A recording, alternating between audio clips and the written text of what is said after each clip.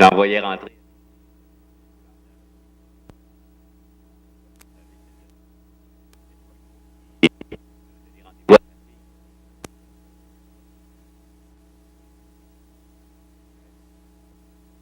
Il arrivait pas. Qui regarde son thermomètre, il n'est pas arrivé à moins 20. C'est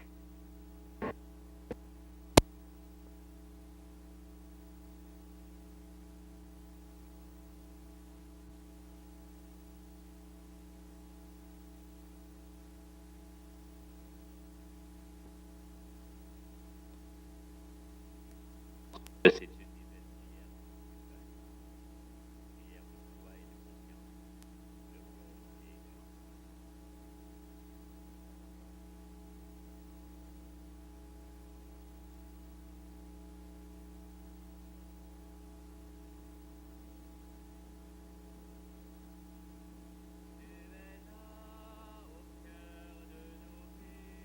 confiance. Le roi et tu es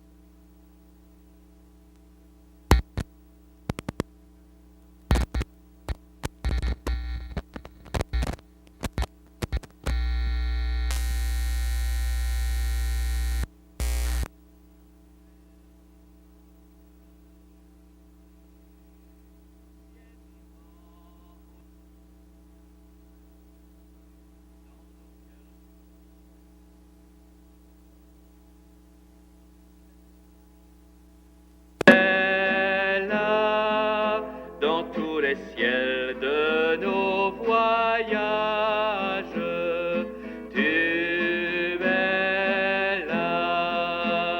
Tu es là au cœur de nos vies, et c'est toi qui nous fais vivre. Tu es là au cœur de nos vies, bien vivant, ô Jésus-Christ, au plein milieu de nos tempêtes. Tu es là dans la musique de nos fêtes. Tu es là au cœur de nos vies, et c'est toi qui nous fais vivre. Tu es là au cœur de nos vies, bien vivant, ô Jésus-Christ.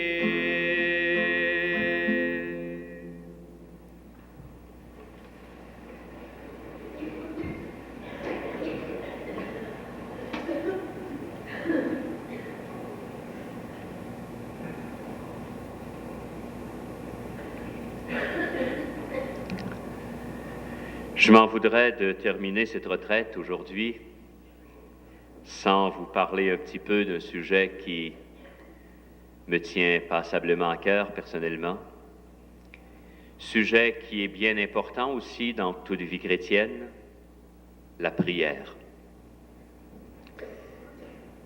Tout comme à propos du mariage hier, je ne veux pas me présenter devant vous comme un spécialiste de ce sujet.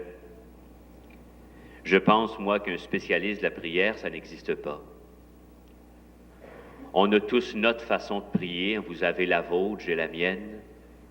Puis, ce serait dommage, il me semble, de se comparer, d'en arriver à déterminer quelle serait la meilleure façon de prier.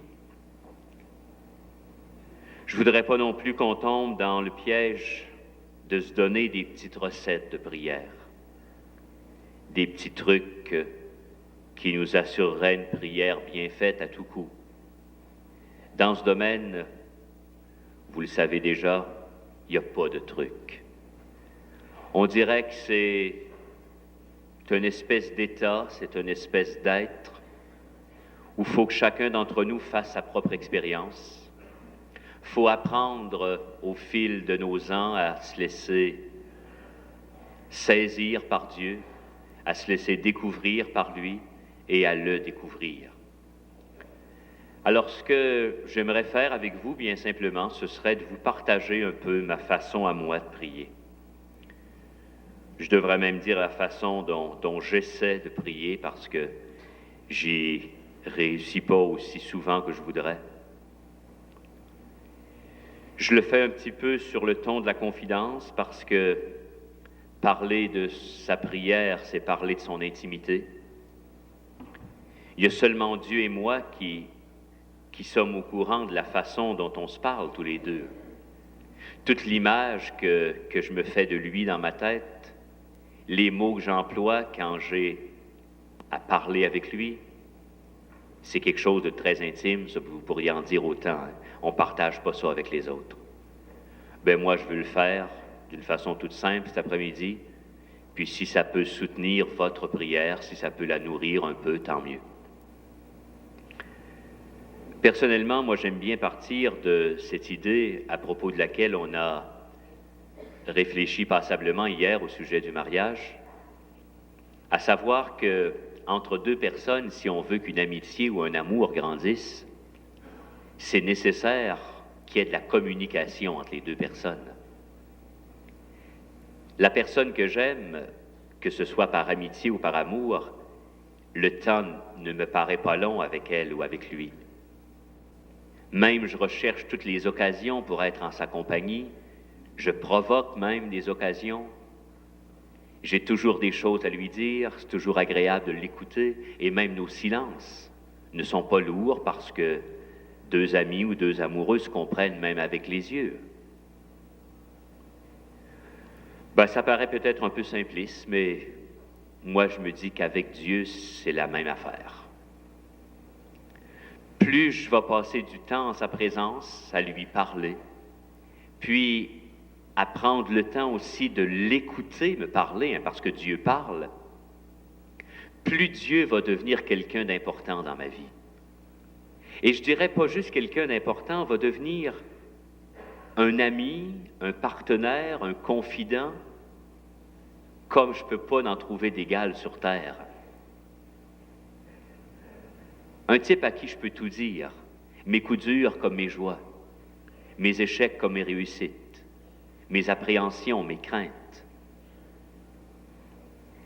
C'est pour ça que dans ma vie, c'est devenu maintenant tellement important de me ménager des petits temps d'arrêt.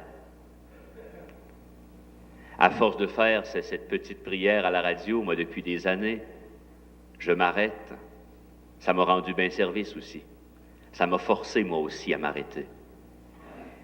Puis à réaliser que dans une journée, c'est peut-être pas le évaluable en minutes ou en heures, c'est pas le temps long ou court que je passe devant Dieu, c'est pour moi des petits arrêts, des petits oasis de paix dans une vie très pressée parfois, une vie surchargée, une vie rapide. Donc, c'est pas tellement le déluge de mots que j'emploie non plus. C'est simplement m'arrêter puis te dire, Seigneur, tu vois comme ça va vite. Si j'ai tendance à t'oublier, toi, je sais que tu m'oublies pas, je sais que tu es là. C'est déjà une forme de prière. Et là-dessus, je regarde Jésus dans l'Évangile, je vous en parlais d'ailleurs un peu en fin de semaine. Je suis toujours étonné, moi, de voir à quel point Jésus s'est retiré souvent à l'écart pour prier. Dans l'Évangile de dimanche, il s'arrêtait 40 jours avant de commencer sa vie publique. Dimanche prochain, ce sera la transfiguration. Et vous remarquerez au début de l'Évangile, il est dit, Jésus est monté sur la montagne avec Pierre, Jacques et Jean pour prier. Et c'est là que la transfiguration a eu lieu. Et à chaque page d'Évangile, les évangélistes disent, Jésus se levait avant l'aube, puis il se retirait à l'écart, dans un endroit désert, puis là, il priait son Père. Si Jésus a pris la peine de faire ça, lui qui était fils de Dieu, lui qui était assez pressé parce qu'il y avait bien des choses à faire, bien des malades à guérir, bien des discours à prononcer, si Jésus a fait ça, ça veut dire que moi aussi j'en ai besoin. Et même Jésus est assez clair dans l'Évangile. Il me dit, quand vous priez, n'imitez pas les hypocrites. Ils aiment pour faire leur prière à se camper dans les synagogues et les carrefours afin qu'on les voie. En vérité, je vous le dis, ils ont déjà leur récompense. Pour toi, quand tu pries, retire-toi dans ta chambre, ferme sur toi la porte, et prie ton Père qui est là dans le secret. Et ton Père qui voit dans le secret te le rendra. J'ai toujours trouvé ce passage très beau, très simple. Jésus qui m'invite à ne pas me compliquer l'existence, à me trouver un petit endroit de prière dans ma maison, puis là, me retirer dans le calme. Que les autres le sachent, que les autres me voient, c'est très peu important. L'important, c'est que mon Père du ciel le sait. Lui qui m'accompagne, lui qui voit dans le plus secret de mon être. Me ménager des temps et des endroits de prière. Et sur le comment prier, vous imaginez bien que ce n'était pas sans intriguer un petit peu les apôtres. Jésus qui se retirait aussi souvent qu'il y en a un bonjour qui a demandé. Jésus, on dirait que c'est facile pour toi de prier. Apprends-nous, on ne sait pas. Et là, vous savez la belle réponse que Jésus a faite. Jésus a dit, quand tu veux prier, c'est facile. Tu n'as qu'à dire notre Père, qui est aux cieux. Que ton nom soit sanctifié, que ton règne vienne. Bon, le notre Père. On a fait, nous, avec le temps, une formule de cette réponse de Jésus. On la montre à nos enfants alors qu'ils sont tout petits. À l'école, on leur apprend également. On récite ce Notre Père d'une façon machinale, il faut bien se l'avouer. Mais Jésus, il me montrait bien plus qu'une formule, là. Jésus, il me dit dans cette réponse, comment prier? D'abord, dit-il, de dire notre Père. C'est déjà tout un sentiment, ça. Ça veut dire que je ne m'adresse pas à une idole, je ne m'adresse pas à l'être suprême dans le ciel, je m'adresse à un papa. Je ne sais pas si l'expérience avec votre Père a été bonne, elle n'a jamais été parfaite avec notre Père sur terre, c'est sûr. C'est pour ça qu'il faut toujours un petit peu décanter, hein? Penser à son papa sur terre, c'est penser à des belles choses. Pour certains, c'est penser à des mauvaises, peut-être. Mais pensez à un papa idéal. Ou bien, si vous êtes vous-même papa ou maman, pensez à vos enfants, combien vous les aimez. C'est ça, Dieu. Et quand tu lui dis Père, c'est te reconnaître un fils, c'est ne pas te prendre pour le nombril du monde, c'est reconnaître que tu as besoin de lui, et c'est savoir que tu peux te jeter dans ses bras avec confiance. Et même tout seul dans ta chambre, tu dis pas mon Père qui est aux cieux, tu dis notre Père. On prie toujours au pluriel. Même tout seul dans ma chambre, je ne m'isole pas de l'Église, je ne m'isole pas de ma famille, je ne fuis pas mes problèmes. Je dis le Père de tout le monde. Donc déjà, en disant notre Père, c'est porter toute l'Église, c'est porter tous ceux que j'aime et ceux que j'aime moins. Et notre Père qui est aux cieux, pensons pas à Dieu qui est par-dessus les nuages. C'est pas ça que ça veut dire, qui est aux cieux. Qui est aux cieux, c'est simplement que l'évangéliste Matthieu, il ne pouvait pas employer le nom de Dieu. Pour un juif, employer le nom même de Dieu, ça se faisait pas. Alors, on a cette formule, notre Père qui est aux cieux, ça veut simplement dire ce Papa le bon Dieu. Papa le bon Dieu qui est à côté de moi. Arrêtons de penser à ce vieillard à barbe blanche, loin par-dessus les nuages. Notre Père, c'est Dieu à côté de moi. Et là, une fois que tu t'es situé comme ça devant Dieu, Dieu te regarde, Dieu t'écoute, et Dieu aime t'entendre le louer, le féliciter. On est tous pareils, on aime ça. Dieu aussi. Dieu aime ça que tu lui dises que tu trouves sa création belle, que tu trouves que son nom est grand, et que tu aimerais tellement que son règne vienne, que sa volonté se fasse. C'est le louer, c'est aussi lui demander de faire en sorte que son règne vienne dans ton cœur, que sa volonté se fasse enfin dans ta famille, dans ton pays, dans ton Église. Viens toi-même accomplir ce règne. C'est le dernier mot de la Bible, l'Apocalypse. La Bible se termine sur ce cri d'espérance. Viens Seigneur, viens. Et là, tu entres petit à petit dans ce climat de demande.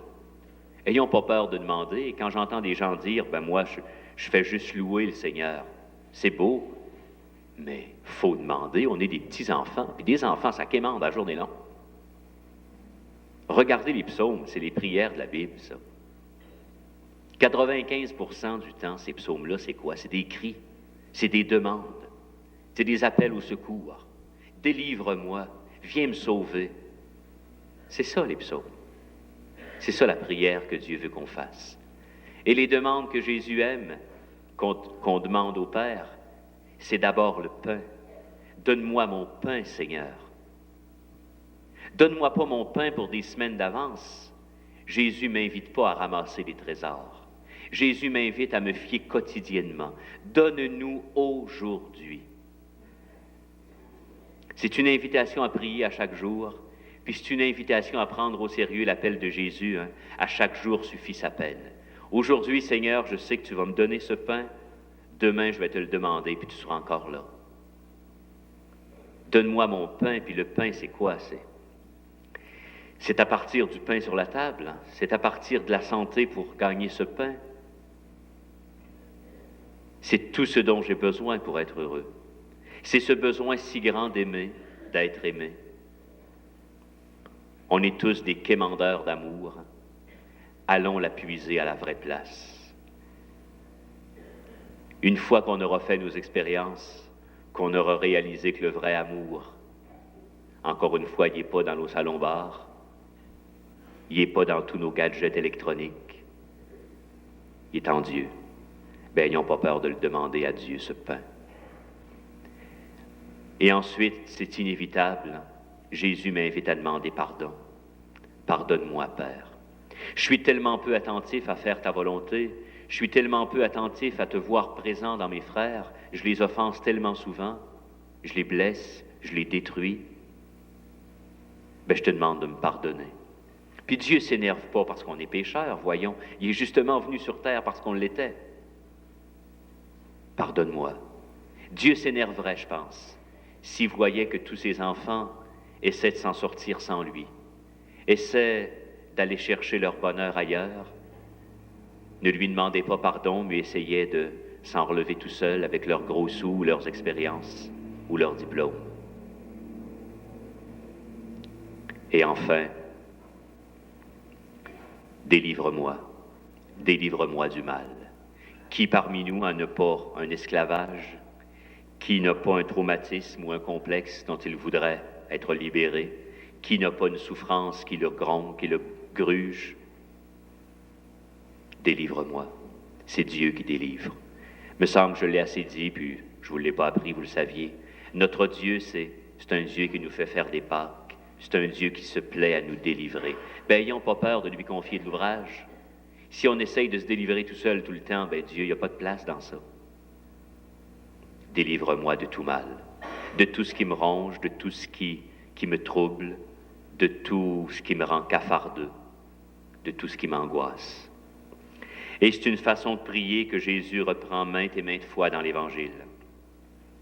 En ce temps-là, dit-on, Jésus prit la parole et dit, « Je te bénis, Père, Seigneur du ciel et de la terre, d'avoir caché cela aux sages et aux habiles et de l'avoir révélé aux tout-petits. » Jésus t'adresse d'abord en louant le Père, « Béni sois-tu, Père. » Et ensuite il dit, « Venez à moi, vous tous qui peinez et qui ployez sous le fardeau, et moi je vous soulagerai.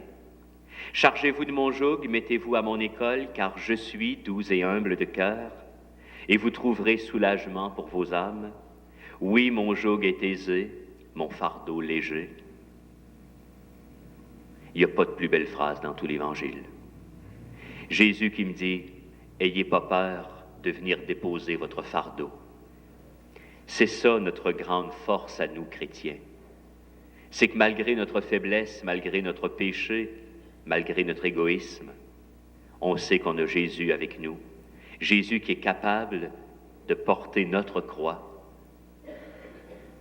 On n'a qu'à déposer la nôtre à ses pieds, se charger de la sienne.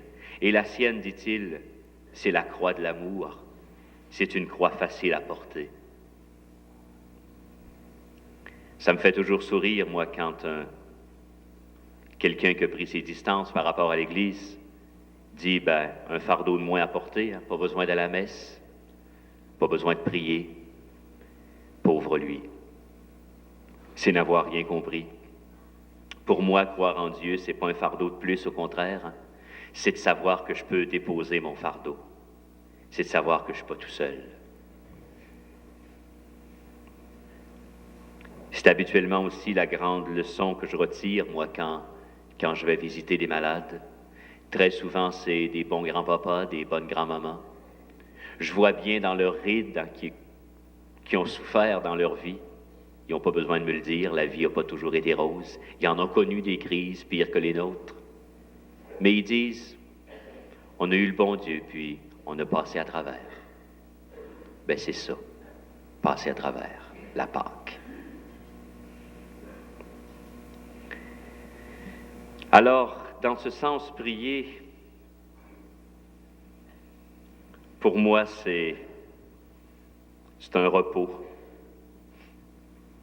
J'aime tellement tous ces psaumes de la Bible qui me disent « Sur des prés d'herbes fraîches, il me fait reposer. Vers les eaux du repos, il me mène. » C'est ça, hein, c'est apprendre à relaxer en Dieu. Un petit peu ce qu'on voit dans nos cimetières, hein, sur les pierres tombales, qu'est-ce qu'on écrit? R.I.P., une petite phrase latine qui veut dire « qu'il repose en paix ». On souhaite à nos défunts de se reposer. Reposez-vous enfin après votre vie de labeur. Reposez-vous en Dieu. La vie éternelle est déjà commencée. Je pense que c'est essentiel de nous pratiquer. C'est essentiel d'apprendre à nous dénerver, à nous dénerrer pour se fier sur Dieu, sur sa providence qui jamais ne se trompe en ses desseins. Alors, dans ce sens, la prière pour moi, c'est pas une évasion du réel. Je comprends l'ancienne formule, l'ancienne définition, elle est vraie, qui disait « c'est élever mon âme vers Dieu ». J'en vois le bien fondé, mais j'aime mieux dire que pour moi, prier, c'est pas tellement m'élever vers Dieu, parce que ça laisse supposer que Dieu est haut, et pour moi, Dieu est proche. C'est plutôt accueillir ce Dieu. C'est de lui ouvrir l'espace nécessaire pour qu'il puisse entrer dans mon existence. C'est le laisser entrer dans la petite crèche que je suis. Puis Dieu, il s'incarne dans des crèches. Il s'incarne pas dans des palais dorés. Il s'incarne là où il y a de la souffrance, là où il y a de l'angoisse, là où il y a du désespoir peut-être. Donc, c'est pas quitter la terre que j'aime pour moi prier, pour contempler un Dieu dans les nuages. C'est pas quitter les hommes et les femmes que j'aime, qui m'ont partagé leur souffrance, qui m'ont partagé leur joie. Non, c'est regarder ces hommes, ces femmes, c'est vivre avec eux, c'est d'avoir les deux pieds sur le terrain des vaches, mais de réaliser que Dieu est là, puis de demander pour eux au Seigneur, écoute, manifeste-toi dans leur vie, ça presse, sont au bout, ces gens-là sont au coton, là. Fais-leur sentir ta bonté avant qu'ils se découragent, avant qu'ils posent des actes irréversibles. Le curé d'Ars, dans son temps, disait « Prier pour moi, c'est parler à Dieu comme on parle à un homme. » C'est bien simpliste comme définition, mais tout est là. C'est placoter avec Dieu, simplement, c'est jaser avec.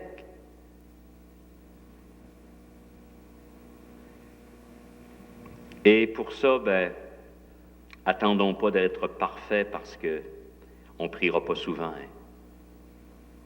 C'est tentant des fois de dire, Seigneur, aujourd'hui je me sens pécheur, hein, me semble que je ne peux pas te prier, je ne suis pas digne, je vais d'abord à la confesse, après ça je te prierai. Non. Dieu ne veut pas qu'on se présente à lui en pur, Lorsque on se présente à lui avec nos vertus, avec nos dons, Dieu n'a pas grand chance d'entrer parce qu'on se présente avec une couche de vernis. Puis, à travers le vernis, l'eau de la grâce passe pas. Dieu n'aime pas la prière du pharisien dans le temple. Il a préféré celle du publicain. Le publicain qui disait, « Seigneur, je suis un gars fini, je suis un pécheur, je te demande pardon, prends pitié. » C'est cette prière-là que Dieu veut. C'est la prière du centurion de l'armée romaine. Jésus a fait une belle leçon aux Juifs ce jour-là. Il dit, « J'ai jamais vu pareille foi en Israël. Un étranger qui vient me dire, « Seigneur, je ne suis pas digne que tu entres sous mon toit. Je ne suis même pas un croyant. » Mais il dit seulement de parole, puis mon enfant sera guéri. J'ai vu tes miracles, j'ai vu ta puissance, disons que je crois. Mais je ne suis pas digne.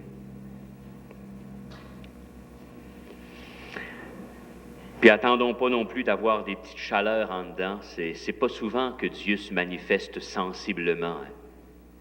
Moi, je suis toujours un petit peu mal à l'aise quand on dit toujours « le Seigneur m'a fait savoir que », le Seigneur m'a dit que. Il n'y a personne qui a de ligne directe, que de téléphone rouge avec Dieu, comme entre Washington et Moscou. Ça arrive des fois qu'on a cette intuition que Dieu nous a touchés du doigt. On a senti cette chaleur. Moi, je pense au matin de mon ordination, je pense encore au pied du mur des lamentations. J'ai l'impression, en tout cas, que Dieu était tout près et que je l'ai quasiment touché. Mais ça n'arrive pas souvent, ça. La plupart du temps, notre prière, elle est sèche, elle est aride, elle est un peu désertique. La Bible, c'est ça. C'est Dieu qui se révèle dans le désert. C'est quand Israël était dans une expérience de bassesse, quand Israël était down, quand Israël était déporté loin de sa terre, que le temple était détruit à Jérusalem. Qu'est-ce qu'on va faire, Seigneur? On n'a plus de temple, on ne peut plus te prier. Jésus est venu et a dit, c'est pas dans le temple maintenant que je veux que vous m'adoriez, c'est en esprit et en vérité. Des églises de pierre, on en a besoin, mais la première église, c'est toi. Le premier tabernacle, c'est ton cœur. Dieu est déroutant d'ailleurs. Dieu, on pense qu'on va le trouver quand on sera dans telle situation, quand je serai à genoux, que je n'aurai pas de distraction, que mes enfants vont être couchés, que là, je vais être en paix, puis là, Dieu va m'atteindre et va m'écouter. Non. Dieu ne se laisse pas prendre par ses pièges humains. Dieu ne se plie pas à nos petits caprices. C'est au moment où tu t'y attends le moins que le Seigneur peut t'illuminer. C'est à toi de rester disponible, même si tu es bourré de travail. Là aussi, tu peux prier. Et c'est quand on s'y attend le moins que Dieu me fait prendre conscience qu'il est là et que sa volonté m'apparaît le plus clair. Parce qu'à un moment donné, il faut toujours en arriver à dire, ça c'est le cœur de la prière, que ta volonté soit faite. J'accepte. Ça, c'est pas facile à dire, mais c'est pas facile à vivre. Jésus a dit ça le jeudi saint au jardin des Oliviers. Il en a sué du sang et de l'eau avant de le dire. Que cette coupe s'éloigne de moi, mais non pas ce que je veux, mais ce que toi tu veux. C'est pas facile à dire, mais quand j'apprends, quand je me pratique à le dire dans les petites choses, arrive à un moment donné une épreuve plus grande, puis je sais bien que Dieu va me faire passer à travers. Je sais bien que ce qui arrive, c'est ça qui est le mieux, même si ça m'apparaît une catastrophe. Vous connaissez peut-être cette petite prière, je vous la relis. Une prière qui est gravée dans une tablette de bronze dans la salle d'attente de l'Institut de réadaptation de New York. C'est une prière extraordinaire dans ce sens-là, et de voir que c'est dans une maison de personnes handicapées, c'est encore plus fort. J'avais demandé à Dieu la force pour atteindre le succès. Il m'a rendu faible, afin que j'apprenne humblement à obéir. J'avais demandé la santé pour faire de grandes choses. Il m'a donné l'infirmité pour que je fasse des choses meilleures. J'avais demandé la richesse pour que je puisse être heureux. Il m'a donné la pauvreté pour que je puisse être sage. J'avais demandé le pouvoir pour être apprécié des hommes. Il m'a donné la faiblesse pour que j'éprouve le besoin de Dieu. J'avais demandé un compagnon afin de ne pas vivre seul. Il m'a donné un cœur afin que je puisse aimer tous mes frères. J'avais demandé des choses qui puissent réjouir ma vie. Il m'a donné la vie afin que je puisse me réjouir de toutes choses. Je n'ai rien eu de ce que j'avais demandé, mais j'ai reçu tout ce que j'avais espéré. Et presque en dépit de moi-même, mes prières informulées ont été exaucées. Je suis parmi les hommes le plus richement comblé. On n'arrive pas à ça du jour au lendemain, hein? Mais c'est ça. C'est ça pour moi, prier. Et c'est ça, faire la joie de Dieu, comme disait un petit peu la petite Thérèse. Je ne sais pas si vous connaissez ce petit épisode de sa vie. Ça peut vous sembler un petit peu de la haute voltige spirituelle, mais ça se comprend par du monde. Sainte Thérèse, elle disait à sa compagne au soir de sa profession religieuse, elle dit, tu sais, c'est une belle journée pour moi, mais j'aimerais tellement ça que le Seigneur me fasse un cadeau. Elle dit, il me semble qu'il doit être content, je lui consacre toute ma vie aujourd'hui, là. Elle dit, je lui ai demandé ce matin qu'il fasse tomber des beaux flocons de neige comme aujourd'hui. Sainte Thérèse aimait la neige particulièrement. Alors, elle a été exaucée. Le soir de sa profession, elle se promenait avec sa compagne dans le cloître, et puis il tombait effectivement de beaux flocons de neige comme elle aimait. Alors, elle dit à sa sœur, elle dit, tu vois, j'ai demandé de la neige ce matin, puis le Seigneur m'en a donné. Mais elle dit, dans le fond, là, elle dit, moi, ça me fait plaisir.